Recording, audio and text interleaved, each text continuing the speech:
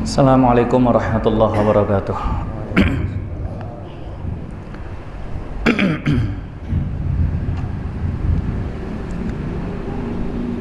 Bismillahirrahmanirrahim. Alhamdulillahi rabbil alamin. Wassalatu wassalamu ala asyrafil anbiya'i wal mursalin Sayyidina wa maulana Muhammadin wa ala alihi wa sahbihi ajma'in. Amma ba'du, Rabbi yassir wa la tu'assir, Rabbi tamim bi khair. Qala al-muallif rahimahullahu ta'ala wa nafa'ana Allahu bihi wa bi barakati ulumihi fid dharain. Amin. Alhamdulillah, puji syukur kehadirat Allah Subhanahu wa taala, salawat dan salam kepada baginda Nabi Muhammad sallallahu alaihi wasallam. Insyaallah pertemuan ini kita buka dengan membaca beberapa petikan hikmah yang ditulis oleh Al-Imam Abu Lais As-Samarqandi di dalam kitab Tanbihul Ghafilin. Masih tentang bab ikhlas. Nabi sallallahu alaihi wasallam bersabda, "Tahukah kamu siapa yang benar-benar mukmin?" Mereka menjawab, "Allah dan Rasulnya yang lebih tahu." Ini adalah adab dari para sahabat. Ketika Rasulullah bertanya, itu Rasulullah sebenarnya bukan nggak tahu, tapi ketika Rasulullah bertanya, itu sebenarnya Rasulullah ingin ngasih tahu. Jadi yang paling alim di antara mereka itu ya Rasul. Yang paling tahu tentang segala perkara itu ya Rasul. Jadi ketika Rasul bertanya, "Tahukah kalian?" Itu maksudnya Rasul ingin ngasih tahu. Nah, jadi adabnya orang ketika ada orang yang mau ngasih tahu, ya jangan bilang udah tahu. Nah, kita saja kalau seandainya mau ngasih tahu, mau cerita, lalu ada orang bilang, "Nah udah tahu itu aja kita rasanya agak tersinggung lah hati kita." Nah, maka inilah adab para sahabat ketika Rasulullah bertanya, maka mereka menjawab, "Allah wa rasuluhu a'lam." Allah dan Rasulnya lah yang lebih mengetahui. Maka kata Rasulullah,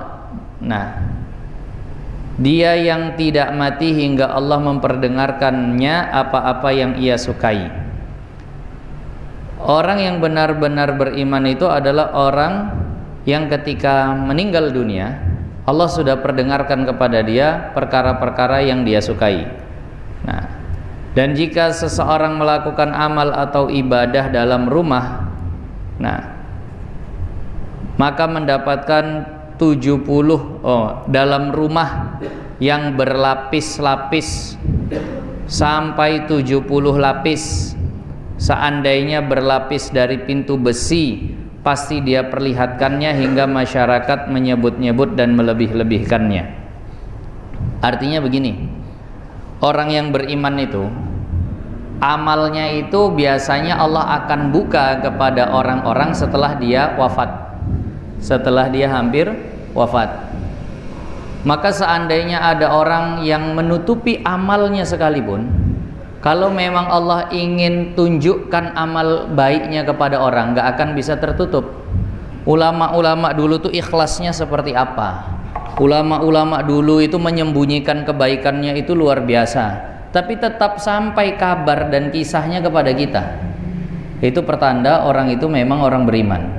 Allah ingin perkenalkan kepada penduduk dunia, ini kekasihku, lihat amalnya begini-begini, padahal dia tak ingin untuk diketahui amalnya.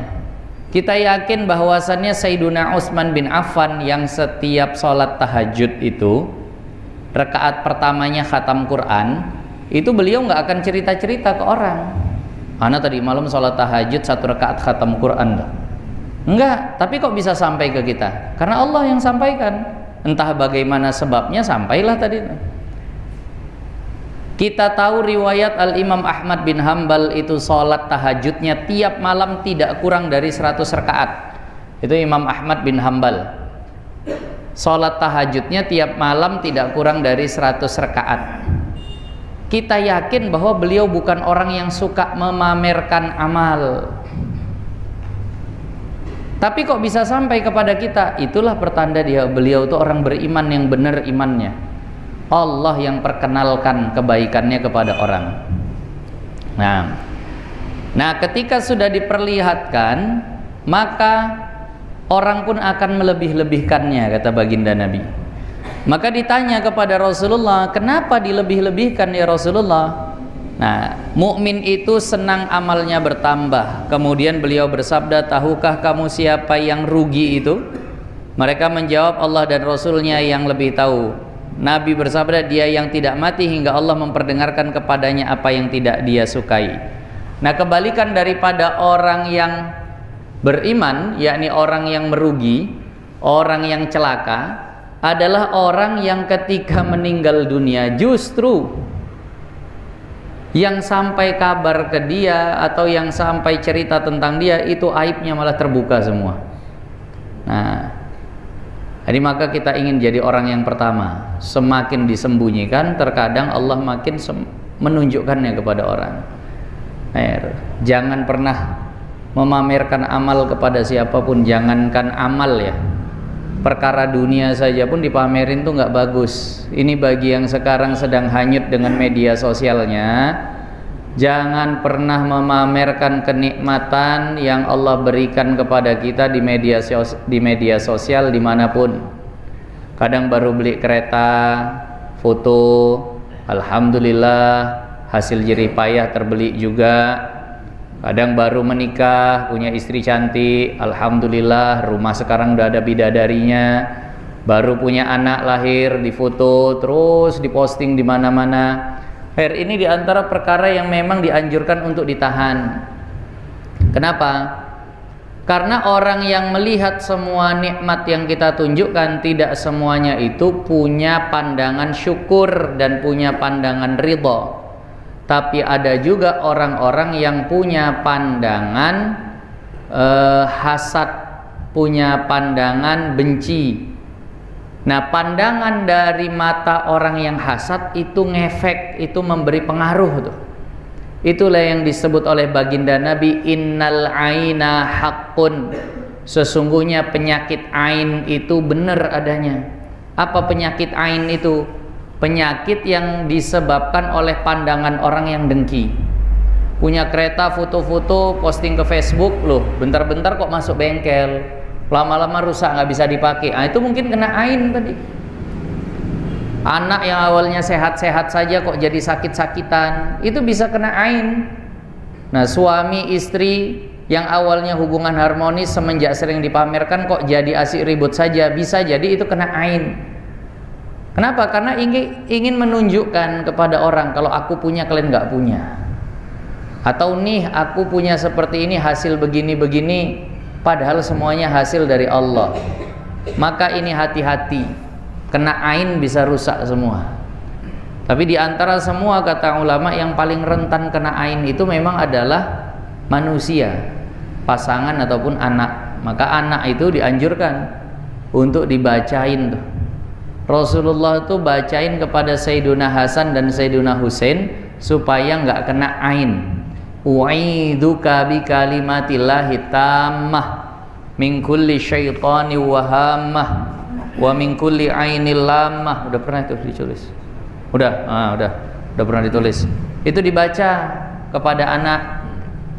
Ya Allah, aku lindungi anak-anakku ini dari pandangan orang-orang tak baik, dari setan juga. Nah, jadi ini diwaspadai atau diperhatikan betul, jangan suka pamer kekayaan. Nah, memang sekarang ini zamannya pamer, yang bukan punya dia pun dipamerin kan gitu.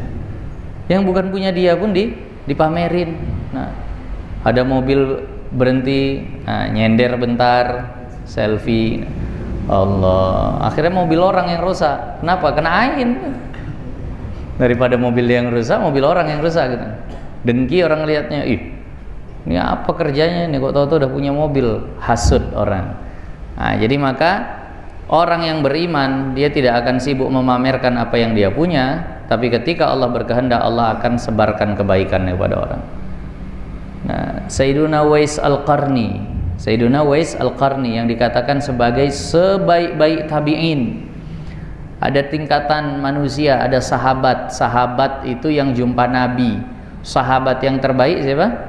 Sayyiduna Abu Bakar As-Siddiq. Generasi setelah sahabat itu ada tabi'in. Tabi'in ini orang yang jumpa sahabat tapi nggak jumpa Nabi. Siapa di antara para tabi'in ini yang terbaik? Ulama beda pendapat. Ada yang bilang Sayyiduna Hasan al-Basri, ada yang bilang Sayyiduna Sa'id bin Musayyib. Nah, ada yang mengatakan bahwa Uwais al-Qarni. Namun sebagian ulama memenangkan pendapat bahwa sahabat terbaik itu adalah Uwais al-Qarni. Nah, sering dijadiin nama orang. Nah, Uwais al-Qarni. Nah, itu aktor laga tuh Iko Uwais. Nah, itu diambil dari situlah mungkin lah gitu. Uwais al-Qarni. Nah, beliau ini orang yang sangat-sangat tidak ingin dikenal amalnya. Bahkan kata baginda Nabi kepada para sahabat, kalau kalian jumpa dengan Uwais al-Qarni, jangan lupa minta doa. Nah, jangan lupa minta doa. Kalau nama sampai disebut dan direkomendasikan sama Rasulullah, itu pasti udah sangat luar biasa. Nah, nama kita disebut sama Rasul, walaupun sifatnya teguran, itu aja kita udah seneng gitu. Nah, nama kita disebut sama Nabi Muhammad walaupun sifatnya teguran, itu aja kita udah seneng. Misal mimpi jumpa sama Nabi Muhammad, terus dibilang, Yurdi, kenapa ente jarang tahajud? Bayangkan, walaupun kesannya ditegur, kena marah, tapi Nabi Muhammad yang sebut, seneng nggak tuh? Seneng. Apalagi sampai nama disebut dan direkomendasikan kebaikannya. Kalian kalau jumpa Uwais al-Qarni jangan lupa minta doa. Langsung Sayyiduna Umar ke Yaman, beliau dari Yaman tuh. Langsung berangkat ke Yaman nyari orang yang namanya Uwais al-Qarni tadi, mau minta doa. Ini orang kayak apa sampai direkomendasikan sama Rasulullah? Karena kata Rasulullah, doanya, syafaatnya akan bisa menyelamatkan 2 penduduk kampung besar. Tebing sama Rampah misalnya, itu selamat semua tuh, masuk surga semua tuh. Nah, saking begitu luar biasanya derajat orang. Keliling Sayyidina Umar, nggak dapet. Kenapa? Orangnya mastur itu tertutup betul, nggak mau memamerkan kelebihannya. Sampai udah jumpa pun sempet ngeles. Nah, kayaknya ente orang yang ana cari. Nama ditanya sama Sayyidina Umar, anta siapa? Jawabannya apa? Ana Abdullah. Abdullah itu artinya hamba Allah. Ya benar, dia nggak bohong. Ana Abdullah. Nah, ditanya Sayyidina Umar lagi, ini nggak bisa ngelak. Nama, siapa nama? Nama yang diberikan orang tuamu kepadamu siapa? Baru nggak bisa ngelak. Uwais al-Qarni. Benar lah ente yang ana cari. Nah, sampai nyebar tuh. Kenapa? Karena imannya benar. Nah, orang yang celaka, yang selama ini maksiat diam-diam, maksiat sembunyi-sembunyi, kunci rumah, masuk kamar, kunci kamar, ambil selimut di dalam selimut, udah berlapis-lapis tuh, tapi ternyata tetap Allah buka juga aibnya. Allah tunjukkan juga kepada orang. Na'udzubillah, kita berdoa, Allahumma asturna satran jamila. Nah, Allahumma asturna satran jamila. Ya Allah, tutupi kami dengan penutupan yang baik. Kita nggak mau kena iftidah. Iftidah itu dibuka aib kita, dipermalukan, nggak mau. Ini orang yang celaka. Sebelum mati, Allah buka aib-aibnya semua, Allah tunjukkan keburukannya semua, Allah. Nah,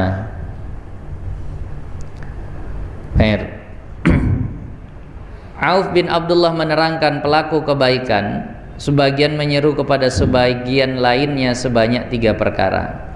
Nah, artinya orang yang melakukan kebaikan itu akan saling memanggil dengan ucapan bagaimana? Barang siapa beramal atau beribadah untuk akhirat, pasti Allah akan mencukupi urusan dunianya. Ini udah sering kita dengar. Yang beramal untuk akhirat pasti dunianya ngikut. Yang beramal untuk dunia belum tentu dapat dunianya dan sudah pasti akan luput akhiratnya. Nah, itu. Orang yang kerjanya hanya untuk dunia, dunianya belum tentu dapat, akhiratnya udah pasti hilang. Tapi orang yang bekerja untuk akhiratnya, akhiratnya dapat, dunianya juga akan ikut dapat. Nah, itu seperti itu. Oh, berarti kalau kerja akhirat pasti kaya? Bukan pasti kaya, cuma dikatakan cukup. Karena orang kalau sudah ingat akhirat biasanya nggak begitu selera kepada dunia, nggak begitu selera kepada dunia. Akhirat itu tak bisa dibandingkan dengan dunia. Seandainya Allah buka pintu surga, dikit aja kita bisa ngintip saja sedikit ke dalamnya, udah hilang semua selera kita terhadap dunia ini. Hilang semua selera kita terhadap dunia ini. Jadi nggak ada yang nikmat lagi di dunia ini. Kalau seandainya kita bisa ngintip sedikit saja ngintip ke surga, udah nggak ada yang bagus lagi di dunia ini. Bandingannya seperti yang pernah terjadi, bahwa Rasulullah SAW pernah dalam satu majelis, tiba-tiba tangan baginda Nabi itu seperti mau menggapai sesuatu, kemudian nggak jadi. Sahabat penasaran nanya, ya Rasulullah, itu tadi mau ngapain? Mau ngambil apa? Kok kayaknya tangan engkau hendak meraih sesuatu? Maka kata Rasulullah, tadi barusan dinampakkan kepadaku, ditunjukkan kepadaku buah-buahan di surga.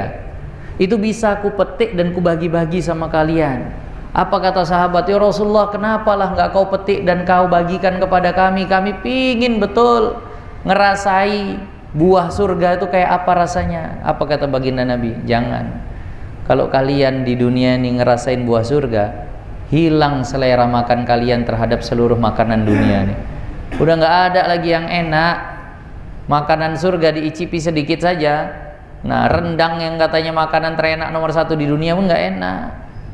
Nah, mau anggur, mau buah apel yang kualitas nomor 1 pun akan terasa hambar pahit kalau sudah ngerasain nikmat surga. Nah, itu.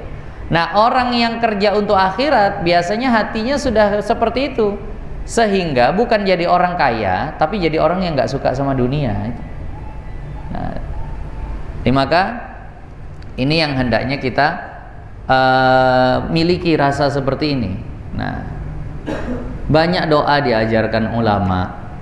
Di antara yang diajarkan oleh guru kami, nah, itu diajarkan Allahumma la taj'alid dunya akbara hammina. Yang terjemahannya berdoa dengan terjemahan nggak masalah. Ya Allah, jangan jadikan dunia itu cita-cita terbesar kami. Jangan jadikan dunia itu angan-angan keinginan terbesar kami. Nah, wala mablagha ilmina, dan jangan jadikan dunia itu tujuan dari ilmu kami. Jangan. Nah, jadi inilah yang memang dihati-hatikan oleh ulama. Kalau sudah dunia jadi tujuan, dah kacau. Lihat tuh, ya Allah, nggak ada yang bisa dibawa. Nah, tuh sibuk kan orang-orang Cina tuh, kaya kurang kaya, nah luas kurang luas. Udah punya rumah, pingin punya perumahan. Udah punya perumahan, pingin punya hotel. Udah punya hotel, pingin punya pulau. Udah punya pulau, pingin menguasai dunia. Nah, mati ada yang bisa dibawa? Tak ada, dikit pun tak ada yang bisa dibawa. Nggak ada yang bisa dibawa sedikit pun. Makanya kadang ya kalau mau heran gitu. Itu berambisinya menguasai Indonesia tuh, masya Allah. Ambisi betul ya. Entah siapalah, nggak tahu kita pokoknya. Nah, ambisi mau menguasai Indonesia, nah, mau dimerahkan semua Indonesia kayaknya. Atau mau dihijaukan, mau dibirukan, ya semua begitu kan, gitu ambisinya. Padahal seandainya meninggal dunia, nah tetap kain kafan yang putih itu juga. Nah, bukan pakai bendera partainya kan dikafani. Sedikit pun tak akan ada yang dia bawa tuh tadi. Nah, kita yang udah ngaji gini ya udahlah. Nah, nggak usah terlalu berambisi. Ada alhamdulillah, tak ada ya udahlah. Memang udah begitu ketentuan Allah. Nah, yang kedua, barang siapa memperbaiki urusannya dengan Allah, pasti baik pula urusannya dengan sesama manusia. Orang yang hubungannya dengan Allah baik, pasti hubungannya dengan makhluk juga akan baik. Itu sudah, itu janji Allah, janji baginda Nabi. Kalau kita baguskan hubungan kepada Allah, maka hubungan kita kepada manusia juga baik. Itu seperti itu, dan itu pasti. Siapa yang hubungannya dengan Allah paling baik, itu adalah baginda Nabi. Dan baginda Nabi adalah orang yang hubungannya kepada manusia itu paling baik. Nah, Nabi Muhammad ini adalah orang yang paling disukai orang. Nah, nggak ada orang yang udah kenal lama sama baginda Nabi itu nggak cinta. Rata-rata cinta. Kalaupun ada yang nggak cinta, itu sebenarnya bukan nggak suka, tapi cenderung kepada gengsi. Cenderung kepada gengsi. Yang terakhir, barang siapa memperbaiki hatinya, pasti Allah akan memperbaiki pula lahirnya. Nah, perbaiki hati, maka zahirnya pun akan ikut baik. Nah, insya Allah dia akan datang, kita sambung kepada Sayyidina Hamid Al-Lafaf. Kita beralih ke fikih kita.